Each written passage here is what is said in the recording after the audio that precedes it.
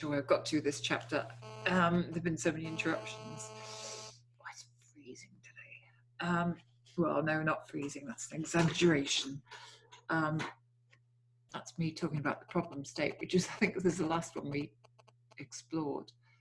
I noticed somebody I know locally, posted on Facebook, only so many days until the days start getting shorter again.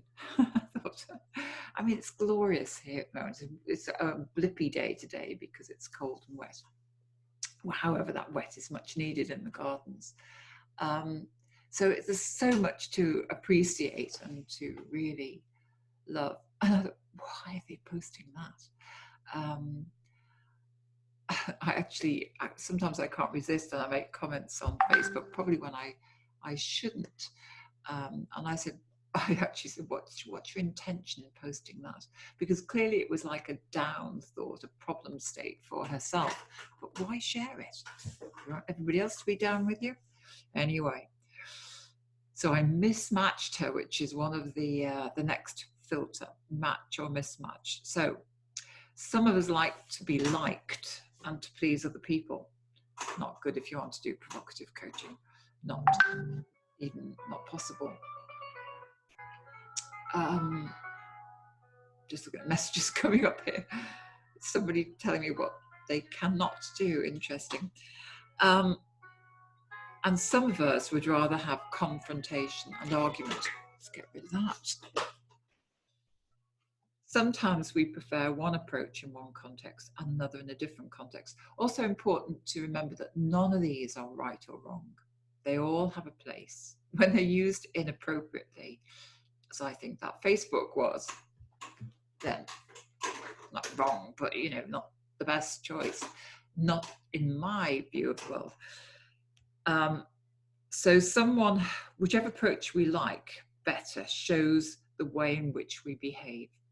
Someone who searches for similarity matching will seek to be like the person or the people that they are with in every way that they can. They'll move like them, dress like them, look like them. It's quite handy for modeling. You can actually take on somebody's style. You may have noticed how, for example, couples who are close to each other seem to grow to look alike. They say that with owners and dogs, don't they?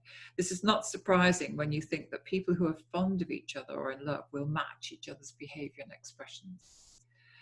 Over time, the lines that form on their faces will be similar. I'm just amused because my husband, as was, we were quite different. So he had a great liking for mismatching, which was challenging over time. Even if their basic face structure is different, the habits they form together will show the way their bodies develop over time. I'll stop thinking about it. I hope we didn't grow to look alike. I don't think we did. Take a look at your partner. Do you like what you see? You may be looking at a mirror image of yourself. Oh, goodness, dear God. So someone who creates a climate of rapport naturally, someone who is very approachable and is easy company, is usually someone who matches others around them. This doesn't mean that they agree, and people can overdo it as well. It doesn't mean they agree with everything other people say. However, they will be searching for the opportunity to support other people in some way, building them up rather than knocking them down. Yes, I know other people who are a bit like Chicken Little, the sky is going to fall in. That's a bit like the person who posted the Facebook thing. It's like, oh, it's only so long till Christmas sort of thing. Or somebody says something they've achieved, yeah, but it's not going to last. It's that sort of approach. Their behavior, including their movements, their posture, their facial expressions, their gestures, even the rate at which they blink and breathe will be similar, if not the same as the person to whom they are relating at that moment. This matching of non-verbal behavior is influential in situations of discord. We can communicate at a non-verbal level that although we don't agree, we do support the other person. So you may have noticed how some people with critical feedback, or tough feedback to give, will simultaneously touch the other person on the arm or on the shoulder. Other places, within reason. In effect, what this is saying is that I'm still connected to you, even though I'm giving you tough feedback. Notice what happens when someone whose preferred style is to match in this way is faced with someone who mismatches. As the other person changes to be different, the matcher will look confused and will often be shocked into silence. Mismatching behavior is alien to them. Alternatively, they will skillfully follow the other person, not allowing them to be out of synchronization. Similarly, someone who searches for difference, preferring to mismatch, will show that in the way they behave. They will use body language that is contrary to the person they are with. If their partner in conversation is leaning forward, for example, in an associated manner, the mismatcher will lean back, dissociated. It's a pattern for them to be different, and they'll show it in the way they dress, behave, and speak. I'm quite amused just thinking of examples in this chapter. And I think noticing patterns, for me, is a source of amusement. It's something about it. And I think other people find that too. So as you begin to notice patterns, rather than things affecting you personally, it becomes amusing. You can easily notice someone who prefers to mismatch. They stand out from a group as the one whose behavior is different to the rest. Somebody just said to me, could they join my online program that's starting? And they could be the naughty delegate. I thought, well, they don't know what they're in for if they try that. Mismatching externally with others often stems from conflict going on inside the person, and they may indicate this conflict by talking about or experiencing parts of themselves at odds with each other. So often they show this by spatially indicating the parts as being in separate hands, hence the expression on the one hand, on the other hand. I'm just going to tilt the screen down a bit. Where are we? Yeah. And so trying to match someone whose preference is to mismatch can feel somewhat like nailing jelly to the ceiling. This kind of behavior is characteristic of someone who may have difficulty in relationships, who may not be easy to converse with, and who seems to put obstacles in the path of any connectedness to anybody else. Next filter is time-based, past, present, and future. Interesting that I think one of the byproducts of doing NLP, so much is done in the present tense that I find people become more in the now as a consequence of doing it. So consider your office or your home for a moment. Do you know where everything is? Do key items have a place in your environment? Do you have an office and use a computer? You very likely file different sorts of information in their allocated places, even if you're not. I'm looking around and just looking. I've actually been tidying up since I've been in this lockdown. Getting things organized has been a pleasure. So that things of the same kinds are in the same place. You can see how much extra unnecessary junk I have. So even if you're not orderly about this, it's likely that there is some method in your world. Now we do the same with the space around us, just like around here. You will have a place in that space where you represent the past, the present, and the future. So for example, I will often go, what I used to do, and I'll indicate over there as an example. So think about it now for yourself. Where are your past memories? Are they behind you? Are they to one side or above you? Where? Ask somebody close to you. You might be surprised. I wouldn't ask them, oh, crumbs, somebody's phoning me now. I'll have to wait. It's interesting, this person does often phone me, and I'm not a great one for taking phone calls, but I don't get that message. I obviously haven't made it clear. Ask somebody close to you. Rather than say, where's your past, your present, and the future, they'll think that's pretty odd. Just ask them about something in the past that they have to think about, and notice where they look or where they gesture. So it's as if we have a spatial filing cabinet that goes with us wherever we go. We typically have a place for parts of ourselves that we like and identify with, and quite another space for the parts of ourselves that we'd prefer to dissociate from. So we have all sorts of things kind of in this space around us. When I'm coaching, I note where these parts are stored for the person I'm coaching. I can gradually make the person I'm coaching aware of this storage system so that they can make more choices in how they use it. It's often the case that we keep the parts of ourselves that we like close to our chest and the parts that we don't like at arm's reach, in front of us or to one side. Watch people's hands and where they gesture as they speak to you, and you'll learn where they store their memories, parts of themselves, visions for the future, and much more. And sometimes they'll gesture to somewhere, even without saying it in words. And you can, as you've calibrated somebody, you can actually sense what they are referring to without them telling you. Next filter, procedure and choice. This is a good one for me.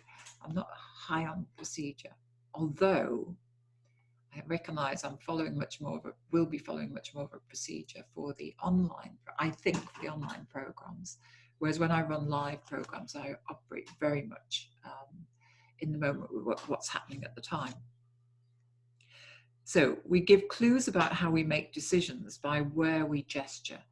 Think for a moment about how you make decisions. How, for example, did you decide to read this book or listen to this recording that I'm doing?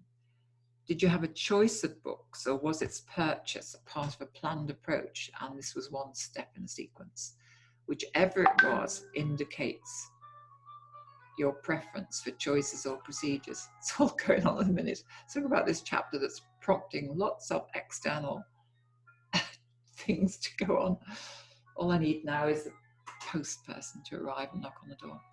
And if I had asked you to explain that choice to me, I wonder how you'd have indicated your preference in your body language. Somebody who prefers choice tends to wave their hands in an arc in front of them, like, you know. Somebody whose preference is procedural are much more likely to do that kind of a hand gesture. It's kind of indicating the steps. It might be like that, or it might be sideways, but they have that sort of gesture. Next filter, internally or externally referenced. So, have you ever noticed somebody who, when making a suggestion in a meeting, glances in the direction of someone from whom they're seeking approval? So they say something and they'll kind of look to see what this other person's reaction is. It may not be the person to whom they're making the suggestion, but it's the person whose feedback and acknowledgement they rely on for feedback on how they're doing.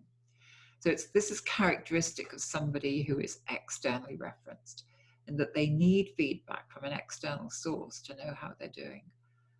Yeah, so it's like that's what feeds them, is that external validation, I suppose is the word. Somebody who is internally referenced has an internal yardstick that they know, that they use to know how they're doing. Somebody with this preference is much more likely to look straight at the person to whom they're making the suggestion, or even not look at anybody, but perhaps to be reading the next item on the agenda. I don't know about that. They tend to close their eyes and kind of make the decision comes within themselves, from within themselves. That's the key. They may certainly listen to feedback, but their yardstick is on the inside. So whereas somebody who's externally referenced is much more likely to seek feedback than someone who is internally referenced. It's kind of potentially tiring to be externally referenced. You're like looking for that kind of, reassurance, feedback, I think. But then I would. Using body language to influence our state. It works the other way around. How we behave influences how we think and feel. So if we hunch our shoulders and tense our neck, we're likely to think about the problems in our lives. If at the same time we look down, and I don't necessarily want to do this, I'm going to get a problem state, look down and usually write, we will also feel the emotions attached to the problems. Okay, you get it, I'm not going to do it. Saying keep your chin up to someone who's feeling down is actually very sound advice. By lifting your head up, we disconnect from our feelings, which are experienced in that head down position. And most people, and when we say distance yourself from it, We're inviting our listener to imagine themselves outside of themselves in their thinking and to dissociate from the feelings. So by changing one or two factors in the way we're thinking about a situation, we can significantly change how we feel about it. I mean, that's a thread in NLP here, is that we can change our experience. We can change the way we feel, the way we react to what happens in our lives. So this is a shortcut to using body language to achieve an aligned state. I'm suggesting that you work with a partner. Ask your partner to think of a time when they didn't feel at ease with themselves, when they felt out of balance, possibly stressed in some way. Ask them, but only briefly, because you don't want to keep people in a problem state, to step back into this time so that they are seeing, hearing, and feeling it again. Now, your skill will be noticing whether they actually do this. Some people, think that they're doing that, but not quite. Note their body language. It's also a skill for you to be able to facilitate it so that they do that. Note their body language. See how many characteristic elements of this state you can detect. Okay. Like their physiology, their muscle tension or ease, their eye movements, everything. Now ask your partner to break state. That means, clear that, think about something different. And ask them now to think of a time when they felt completely at one with themselves. Ask them to associate into this time by seeing, hearing, and feeling it from their own perspective, from their own shoes, if they've got some. Note their body language. How many characteristic elements of this state do you detect? Now feed this back to your partner, what you noticed to be the differences between the body language of each state, and ask them to do the same for you. And then have a reflect on that. So in summary, our body can know much more than our mind alone. If we limit our learning to what we can know intellectually, we significantly compromise what we can learn. We live in an age when learning is key, and especially now. It's like people are investing in so much learning as they've been in confinement. We not only need to learn how to learn, we need to use every resource to do so. Whole body learning comes from using our body to tell us what our mind doesn't consciously know. And the quickest and most effective way to learn how to respond to the different cultures that we come into contact with each day is to listen to and look at the body language. Making people aware of their body language can often have the effect of lifting them out of the issue that they're experiencing, so that they can take a more dissociated view of what's happening. This can be valuable if they're so emotionally caught up in an issue that they can't break out of it. Awareness of body language creates what we call a meta state, from which we can watch and listen to the patterns of what is happening and how it's happening. So in the context of modeling excellence, it's the body language that contains most of the clues about how we and others are achieving the results we want to be able to reproduce. So it's a really key area. I say that for everything, probably. If I'm talking about it and I'm thinking about it, it's the key area. So some thought provokers. Number one, watch somebody talking in a regular conversation on a TV program. Notice where they put their hands. Notice where they look when they speak. You don't need to know what their gestures mean. Just be aware of them. Awareness is key, just developing an awareness of these things. Number two, ask somebody you know to compare the holiday they had last year with the one that they plan to have this year or next year. It's presupposing they can have a holiday this year or next year. Notice where they, nevertheless, ask them about that. Notice where they look or indicate with their hands when they're talking about the past compared to when they're talking about the future. 3, listen carefully to someone on the phone. Determine when they are associated and when they are dissociated.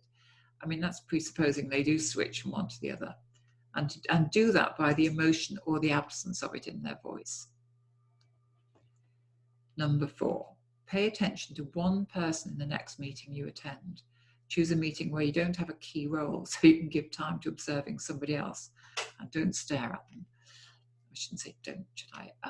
Make sure you look like you're normal. Determine how much of the time they are in the present with the other people in the meeting and how much time they spend elsewhere. Do it by noticing their eye movements. Number 5, when you are next with someone from a different culture, and that might still be from the same country as you, adopt as much of their non-verbal behavior as you can.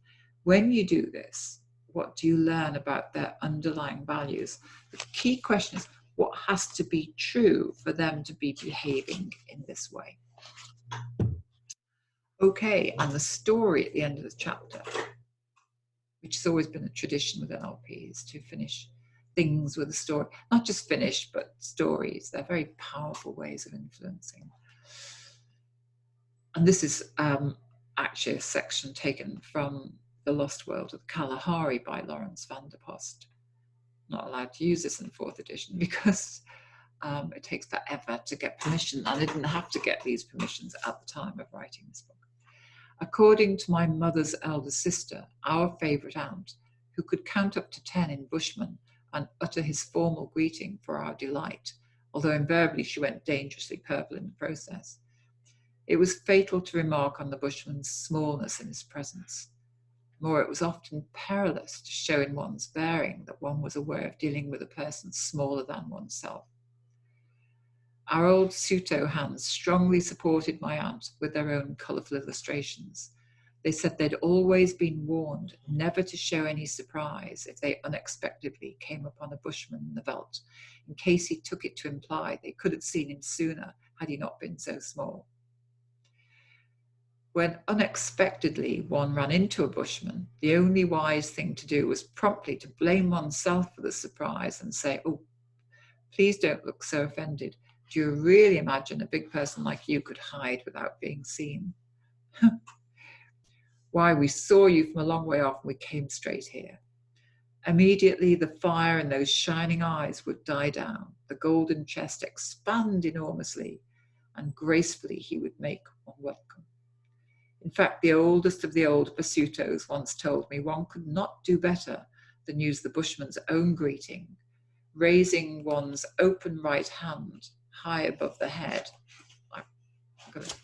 I'll do a left hand like that. And calling out in a loud voice, "Sham, good day. I saw you looming up from afar and I'm dying of hunger." It's diplomacy for you. Okay, the next chapter is linguistic, but I'm going to pause there. And in fact, in terms of recording, because of the online program starting, and I think I'm probably going to not work procedurally through the book, but I think I'll probably start with beliefs of excellence.